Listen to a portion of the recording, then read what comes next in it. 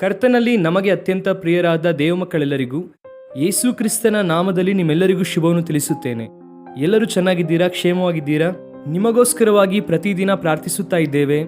Christ worship ಸೆಂಟರಲ್ಲಿ ಹಾಗೂ John Wesley international ministries prayer tower ಅಲ್ಲಿ ನಿಮಗೋಸ್ಕರವಾಗಿ ಬಹಳ ಬಲವಾದ ಪ್ರಾರ್ಥನೆ ನಡೆಯುತ್ತಾ ಇದೆ. ದೇವರು ನಿಮ್ಮೆಲ್ಲರನ್ನು ಆಧ್ಯಾತ್ಮಿಕವಾಗಿ ಬಲಪಡಿಸಬೇಕೆಂದು ನಂಬಿಕೆಯಲ್ಲಿ ಸ್ಥಿರಪಡಿಸಿ ದೇವರ ಮಾರ್ಗದಲ್ಲಿ ನೀವು ನಡೆಯುವವರಾಗಿ ಇರುವಂತೆ ದೇವರ ಕೃಪೆ ನಿಮ್ಮೊಂದಿಗಿರಬೇಕೆಂಬುದಾಗಿ ನಿಮಗೋಸ್ಕರವಾಗಿ ಪ್ರತಿದಿನ ಪ್ರಾರ್ಥಿಸುತ್ತಾ ಇದ್ದೇವೆ. ದೇವರು ನಮಗೆ ಕೊಟ್ಟಂತಹ ಕರೆ ಹಾಗೂ ದರ್ಶನಕ್ಕಾಗಿ ದೇವರಿಗೆ ಸ್ತೋತ್ರ ಮಾಡುತ್ತಾ, ದೇವರ ವಾಕ್ಯವನ್ನು ಇರುವ ಹಾಗೆ ನಮಗೆ ಹೇಳುವುದರ ಮೂಲಕ, ವಾಕ್ಯದ ಸತ್ಯವನ್ನು ನಿಮ್ಮ ಹೃದಯದಲ್ಲಿ ನಾಟುವುದರ ಮೂಲಕ ದೇವರಿಗೋಸ್ಕರವಾಗಿ ನೀವು ಜೀವಿಸಬೇಕೆಂದು ನಾವು ಕೂಡ ಮನಪೂರ್ವಕವಾಗಿ ಆಶಿಸುತ್ತಿದ್ದೇವೆ. ಪ್ರತಿದಿನ ಸತ್ಯವೇದದಿಂದ ಒಂದು ವಾಗ್ದಾನವನ್ನು ನಾವು ಧ್ಯಾನಿಸುತ್ತಾ ಇದ್ದೇವೆ. ನಾವೆಲ್ಲರೂ ಕೂಡ ವಾಗ್ದಾನ ಸಂದೇಶವನ್ನು ಕೇಳಿ ಆತ್ಮದಲ್ಲಿ ಸ್ಥಿರವಾಗಿರಬೇಕೆಂದು ದೇವರ ಕೃಪೆಯಲ್ಲಿ ಬೆಳೆಯುತ್ತಾ ಇದ್ದೇವೆ. ಈ ದಿನದ ವಾಗ್ದಾನಕ್ಕಾಗಿ ವಿಮೋಚನಾ ಕಾಂಡ 33ನೇ ಅಧ್ಯಾಯ 14ನೇ ವಾಕ್ಯವನ್ನು ಓದೋಣವಾ? The book of Exodus chapter 33 and verse 14. ಅದಕ್ಕೆ ಯೆಹೋವನು ನಾನೇ ನಿಮ್ಮ ಜೊತೆಯಲ್ಲಿ ಬಂದು ನಿಮಗೆ ವಿಶ್ರಾಂತಿಯನ್ನು ಉಂಟು ಮಾಡುವೆನು ಅಂದನು. And he said, my presence shall go with you and I will give you rest. ದೇವರು ಮೋಶೆಯೊಂದಿಗೆ ಮಾತನಾಡುತ್ತಾ ಇರುವಂತಹ ಮಾತನ್ನು ನಾವಿಲ್ಲಿ ನೋಡುತ್ತಿದ್ದೇವೆ. ವಿಮೋಚನಾ ಕಾಂಡ ಎನ್ನುವಂತಹ ಪುಸ್ತಕವು ಸತ್ಯವೇದದಲ್ಲಿ ನಮಗೆ ಬಹಳ ಪ್ರಾಮುಖ್ಯವಾದ ವಿಷಯವನ್ನು ತಿಳಿಸುವಂತಹ ಗ್ರಂಥವಾಗಿ ಕಾಣಲ್ಪಡುತ್ತಿದೆ. 4 ಪ್ರಾಮುಖ್ಯವಾದ ಸತ್ಯವನ್ನು ಈ ಪುಸ್ತಕದಲ್ಲಿ ನಾವು ತಿಳಿದುಕೊಳ್ಳಬಹುದು. ಮೊದಲನೆಯದಾಗಿ, miraculous freeing of God's people from Egypt. ಐಗುಪ್ತ್ಯ ದೇಶದಿಂದ ಇಸ್ರಾಯೇಲ್ ಪ್ರಜೆಗಳು ಯಾವ ರೀತಿಯಾಗಿ ಬಿಡುಗಡೆ ಹೊಂದಿದರೋ ಸ್ಪಷ್ಟವಾಗಿ ನಮಗೆ ಕಾಣಿಸುತ್ತದೆ. ಆ ನಂತರವಾಗಿ, God has given moral and spiritual laws to the people. ಜನರಿಗೆ ದೇವರು ನೀಡಿದಂತಹ ಶ್ರೇಷ್ಠವಾದ ಆಜ್ಞೆಗಳನ್ನು ನಾವು ವಿಮೋಚನೆ ಕಾಂಡ ಪುಸ್ತಕದಲ್ಲಿ ನೋಡುತ್ತೇವೆ. 10 ಆಜ್ಞೆಗಳನ್ನು ಈ ಪುಸ್ತಕದಲ್ಲೇ ನೋಡುತ್ತೇವೆ. ಆನಂತರವಾಗಿ, ಫರ್ನಿಶಿಂಗ್ ದ ಟ್ಯಾಬರ್ನೆಕಲ್. ದೇವರು ಮೋಶೆಗೆ ಆಜ್ಞಾಪಿಸಿ ಆತನು ಪ್ರಜೆಗಳೊಂದಿಗೆ ವಾಸ ಮಾಡುವುದಕ್ಕಾಗಿ ದೇವದರ್ಶನ ಗೂಡಾರವನ್ನು ಸಿದ್ಧ ಮಾಡುವುದಕ್ಕಾಗಿ ಹೇಳಿದರು. ಆನಂತರವಾಗಿ, ಮಂಜೂಷವು ಕಂಪ್ಲೀಟ್ ಮಾಡದ ನಂತರವಾಗಿ ದೇವರ ಮಹಿಮೆ ಯಾವ ರೀತಿಯಾಗಿ ಅವರ ಮಧ್ಯದಲ್ಲಿ ಇಳಿದು ಬಂತು ಎಂಬುದಾಗಿ ಸ್ಪಷ್ಟವಾಗಿ ಇಲ್ಲಿ ನಾವು ನೋಡುತ್ತೇವೆ. ಈ 33ನೇ ಅಧ್ಯಾಯಕ್ಕೆ ನಾವು ಬರುವಾಗ ದೇವರು ಮೋಶೆಯೊಂದಿಗೆ ಮಾತನಾಡುತ್ತಾ ಇದ್ದಾರೆ. ವಾಸ್ತವವಾಗಿ ಇಸ್ರಾಯೇಲ್ ಪ್ರಜೆಗಳು ದೇವರಿಗೆ ಅವಿಧೇಯವುಳ್ಳ ಪ್ರಜೆಗಳಾಗಿ ಇದ್ದಾರೆ. ಎಷ್ಟೇ ಒಳಿತುಗಳು ದೇವರು ಅವರ ಜೀವಿತದಲ್ಲಿ ಮಾಡುತ್ತಾ ಇದ್ದರು, ಉಪಕಾರವನ್ನು ಮಾಡಿದ್ದರು, ಅವರು ಯಾವಾಗಲೂ ದೇವರಿಗೆ ಬೇಸರವನ್ನು ಉಂಟು ಮಾಡುತ್ತಿದ್ದರು. ಒಂದು ಸಂದರ್ಭದಲ್ಲಿ ದೇವರು ಹೇಳುತ್ತಾರೆ, ನಾನು ಇನ್ನು ಮುಂದೆ ಬರುವುದಿಲ್ಲ, ನೀವು ಹೋಗಿರಿ, ನಿಮ್ಮ ಮುಂದಾಗಿ ಒಬ್ಬ ದೂತನನ್ನು ಕಳುಹಿಸುತ್ತೇನೆ, ನಾನು ನಿಮ್ಮ ಪಿತೃಗಳಿಗೆ ವಾಗ್ದಾನ ಮಾಡಿದ್ದೇನೆ, ಆದ್ದರಿಂದ ನಿಮ್ಮನ್ನು ಆ ದೇಶಕ್ಕೆ ನಡೆಸುತ್ತೇನೆ ಎಂಬುದಾಗಿ ಹೇಳಿದಾಗ ಮೋಶೆಯು ದೇವರ ಸಮ್ಮುಖದಲ್ಲಿ ವಿಜ್ಞಾಪನೆ ಮಾಡಿದನು, ದೇವ, ನಿಮ್ಮ ಅನುಗ್ರಹ ನಮಗೆ ಬೇಕಾಗಿದೆ. ನೀವು ನಮ್ಮೊಂದಿಗೆ ಬರದೆ ಹೋದರೆ ಅನುಗ್ರಹ ದೊರಕಿತೆಂಬುದಾಗಿ ಯಾವುದರಿಂದ ತಿಳಿದು ಬರುವುದು? ಈ ಪ್ರಜೆಗಳು ನಿನ್ನ ಪ್ರಜೆಗಳು ತಾನೆ ಎಂಬುದಾಗಿ ದೇವರ ಸನ್ನಿಧಿಯಲ್ಲಿ ಮೋಶೆಯು ಭಿನ್ನಹಿಸಿದನು.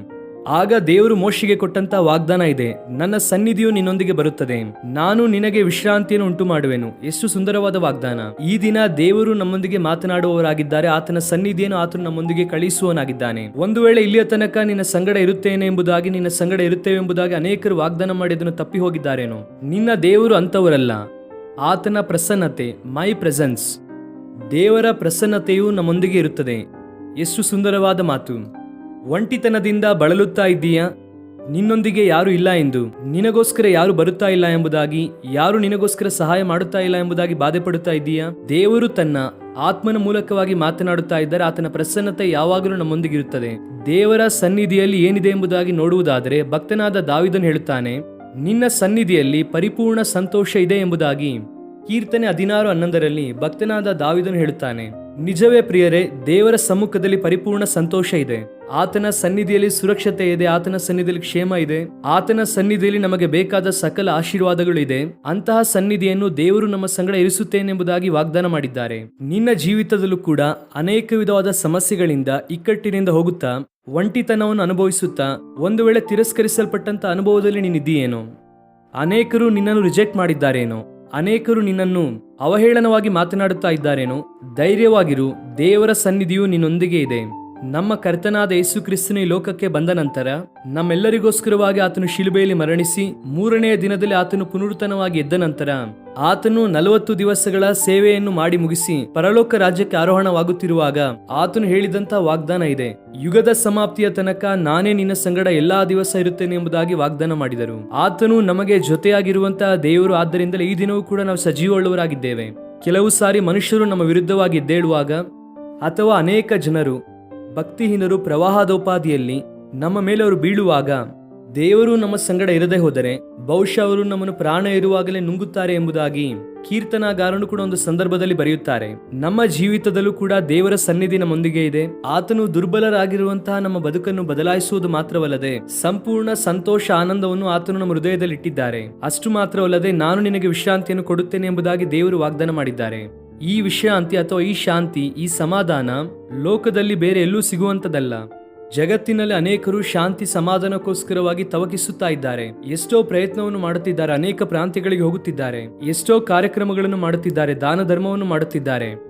ಅನೇಕ ಕಾರ್ಯಕ್ರಮವನ್ನು ಮಾಡುವುದರ ಮೂಲಕ ಶಾಂತಿ ಸಮಾಧಾನ ಹೊಂದಬೇಕೆಂದು ಬಹಳಷ್ಟು ಪ್ರಯತ್ನವನ್ನು ಮಾಡುತ್ತಾ ಇದ್ದಾರೆ.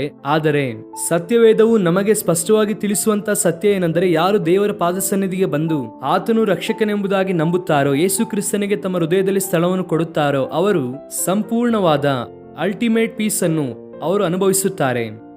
Piece become real when we invite Jesus into our hearts. ನಮ್ಮ ಹೃದಯದಲ್ಲಿ ಯೇಸು ಕ್ರಿಸ್ತನನ್ನು ಆಹ್ವಾನಿಸುವಾಗ ಶಾಂತಿ ಸಮಾಧಾನವು ನಮ್ಮ ಜೀವಿತದಲ್ಲಿ ಮೋರ್ ಎವಿಡೆಂಟ್ ಆಗಿ ಕಾಣಿಸುತ್ತದೆ. ಅಲ್ಲಿಯ ತನಕ ಗಲಿಬಿಲಿಯಿಂದ ಆತಂಕದಿಂದ ತುಂಬಲ್ಪಟ್ಟಂತ ನಮ್ಮ ಹೃದಯವನ್ನು ದೇವರ ಮೂಲಕವಾಗಿ ಶಾಂತಿ ಸಮಾಧಾನದಿಂದ ತುಂಬಲ್ಪಡುತ್ತದೆ. ಈ ದಿನ ಒಂದು ವೇಳೆ ನಿನ್ನ ಜೀವಿತದಲ್ಲೂ ಕೂಡ ಶಾಂತಿ ಸಮಾಧಾನ ಇಲ್ಲದೆ ಬಳಲುತ್ತಾ ಇದೆಯಾ, ದೇವರು ಈ ವಾಗ್ದಾನ ನಿನಗೆ ಕೊಡುತ್ತಿದ್ದಾರೆ.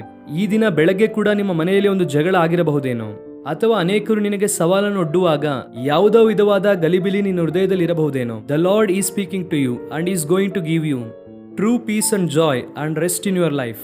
ನಿಮ್ಮ ಜೀವಿತದಲ್ಲಿ ದೇವರು ದೊಡ್ಡ ಕಾರ್ಯವನ್ನು ಮಾಡುತ್ತಾರೆ. ಹಾಗೆ ಕಣ್ಣು ಮುಚ್ಚಿರಿ ಪ್ರಾರ್ಥನೆ ಮಾಡೋಣ. ಪ್ರೀತಿಯುಳ್ಳ ತಂದೆ, ಆ ದಿನ ಮೋಶೆಯೊಂದಿಗೆ ಮಾತನಾಡುತ್ತಾ ನನ್ನ ಸನ್ನಿಧಿ ನಿನ್ನೊಂದಿಗೆ ಬರುತ್ತದೆ, ನಾನು ನಿನಗೆ ವಿಶ್ರಾಂತಿ ಕೊಡುತ್ತೇನೆ ಎಂದು ವಾಗ್ದಾನ ಮಾಡಿದ್ದೀರಾ. ದೇವ, ಈ ಉದಯಕಾಲ ಸಮಯದಲ್ಲಿ ನಮ್ಮ ಪ್ರಿಯರು ಯಾರ್ಯಾರು ವಿಶ್ರಾಂತಿ ಇಲ್ಲದೆ ಇದ್ದಾರೋ, ದೇವ, ಯಾರು ಕೂಡ ಜೊತೆಗಿಲ್ಲದೆ ಬಹಳ ಬಳಲುತ್ತಾ ಇದ್ದಾರೋ ಅವರೆಲ್ಲರನ್ನು ಕೂಡ ನೀವೇ ಮುಟ್ಟಿ ಅದ್ಭುತ ಮಾಡಿರಿ. ಬಲವಾದ ಕಾರ್ಯ ಅವರ ಜೀವಿತದಲ್ಲಿ ಮಾಡಿರಿ ಅಪ್ಪ. ಅನಾರೋಗ್ಯದಲ್ಲಿರುವಂತವರಿಗೆ ಸ್ವಸ್ಥತೆ ನೀಡಿರಿ. ದುಃಖದಿಂದ ಯಾರು ಬಳಲುತ್ತಾ ಇದ್ದಾರೋ ಅವರಿಗೆ ನೀವೇ ಬಿಡುಗಡೆ ಕೊಡಿರಿ. ಸಂಪೂರ್ಣವಾದ ನಿಮ್ಮ ಶಕ್ತಿ ಅಭಿಷೇಕವನ್ನು ಪ್ರತಿಯೊಬ್ಬರ ಮೇಲೆ ಸುರಿಸಿರಿ. ಸ್ತುತಿ ಘನ ನಿಮಗೆ ಸಲ್ಲಿಸುತ್ತಾ ಯೇಸು ಕ್ರಿಸ್ತನ ನಾಮದಲ್ಲಿ ಬೇಡಿ ಹೊಂದಿಕೊಳ್ಳುತ್ತೇವೆ ನಮ್ಮ ತಂದೆಯೇ. ಆಮೇನ್. God bless you dear friends. Have wonderful day.